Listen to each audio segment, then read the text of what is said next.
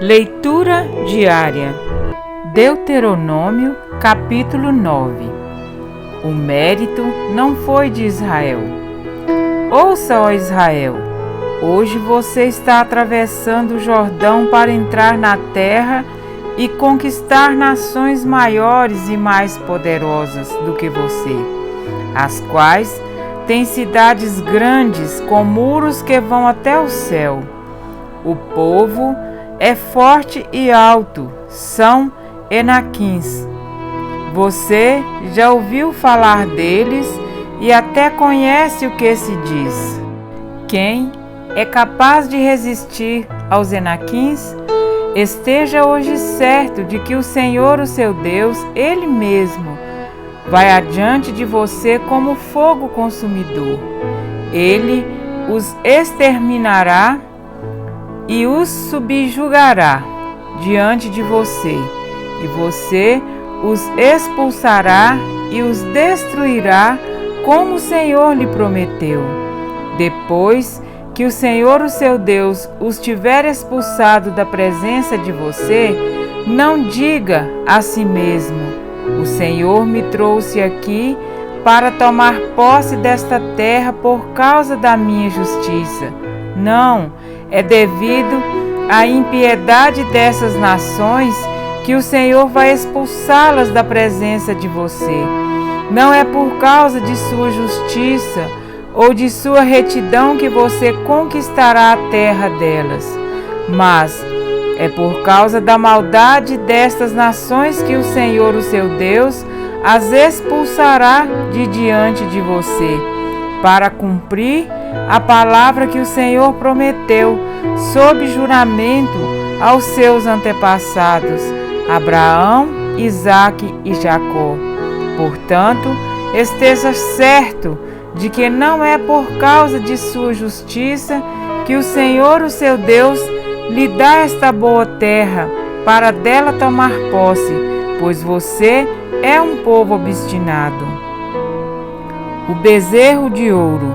Lembrem-se disto e jamais esqueçam como vocês provocaram a ira do Senhor, o seu Deus, no deserto, desde o dia em que saíram do Egito até chegarem aqui.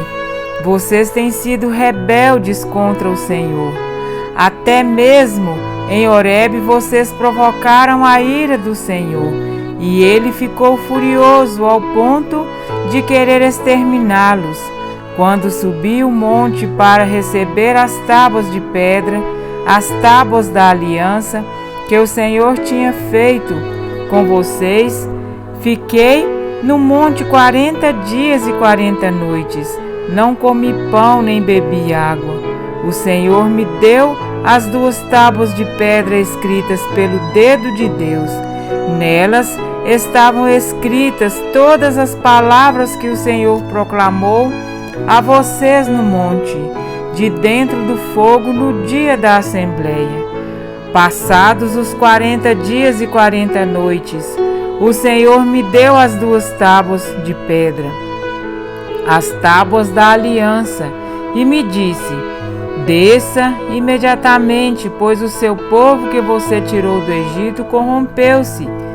Eles se afastaram bem depressa do caminho que eu lhes ordenei e fizeram um ídolo de metal para si. E o Senhor me disse: vejo que este povo é realmente um povo obstinado. Deixe que eu os destrua e apague o nome deles de debaixo do céu, e farei de você uma nação mais forte e mais numerosa do que eles. Então voltei e desci do monte, enquanto este ardia em chamas, e as 2 tábuas da aliança estavam em minhas mãos. E vi que vocês tinham pecado contra o Senhor, o seu Deus. Fizeram para si um ídolo de metal em forma de bezerro. Bem depressa, vocês se desviaram do caminho que o Senhor, o Deus de vocês, lhes tinha ordenado. Então peguei as 2 tábuas e as lancei das minhas mãos, quebrando-as diante dos olhos de vocês.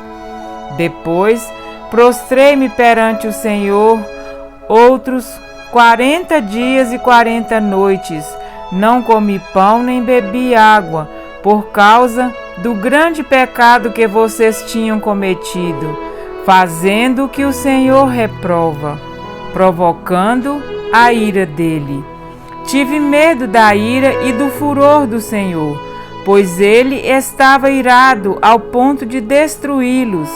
Mas de novo o Senhor me escutou. O Senhor irou-se contra Arão a ponto de querer destruí-lo, mas naquela ocasião também orei por Arão. Então peguei o bezerro do pecado de vocês, e o queimei no fogo. Depois o esmigalhei e o moí até virar pó, e o joguei no riacho que desce do monte. Além disso, vocês tornaram a provocar a ira do Senhor em Taberá, em Massá e em Quibrote-Atavá. E quando o Senhor os enviou de Cades-Barneia, disse: entrem lá e tomem posse da terra que lhes dei. Mas vocês se rebelaram contra a ordem do Senhor, o seu Deus, não confiaram nele, nem lhe obedeceram. Vocês têm sido rebeldes contra o Senhor, desde que os conheço. Fiquei prostrado perante o Senhor durante aqueles 40 dias e 40 noites, porque o Senhor tinha dito que ia destruí-los. Foi quando orei ao Senhor, dizendo: ó soberano Senhor, não destruas o teu povo, a tua própria herança. Tu o redimiste com a tua grandeza e o tiraste da terra do Egito com mão poderosa. Lembra-te de teus servos Abraão, Isaque e Jacó. Não leves em conta a obstinação deste povo, a sua maldade e o seu pecado, senão os habitantes da terra de onde nos tiraste dirão: como o Senhor não conseguiu levá-los à terra que lhes havia prometido, e como ele os odiava, tirou-os para fazê-los morrer no deserto. Mas eles são o teu povo, a tua herança, que tiraste do Egito com teu grande poder e com o teu braço forte. Amém? Para refletir, depois de conseguir que os cristãos se recusem a ouvir a voz de Deus, rejeitando-a completamente ou deixando de responder, Satanás tentará preencher a mente deles com dúvida e incredulidade. Deus prometeu aos israelitas, por meio de Moisés, que os livraria de todos os inimigos e lhes daria a terra de Canaã por herança. Deuteronômio 4:38.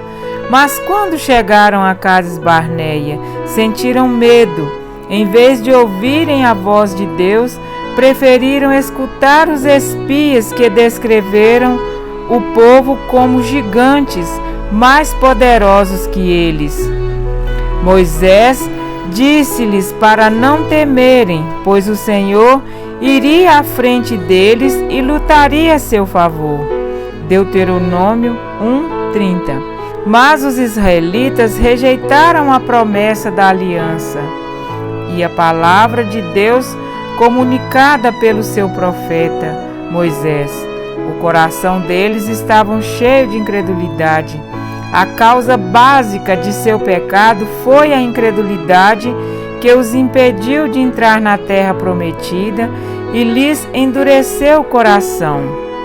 Enfim, foi a causa de sua destruição. Paulo aconselhou que examinemos a nós mesmos para ver se temos um coração perverso e incrédulo que se afaste do Deus vivo. Hebreus 3:12. Temos de reconhecer a incredulidade pelo que ela é, um pecado. Se permitirmos a sua presença em nosso coração, ela nos afastará de Deus, nos levará à desobediência, como ocorreu com os filhos de Israel, e não poderemos ver o cumprimento das promessas de Deus em nossas vidas. Paulo disse que devemos apagar os dardos inflamados do maligno com o escudo da fé. Efésios 6,16. Devemos contra-atacar, expulsando pensamentos de incredulidade sempre que surgirem. A estratégia de Satanás contra a igreja hoje é entorpecer os nossos sentidos espirituais com relação ao pecado.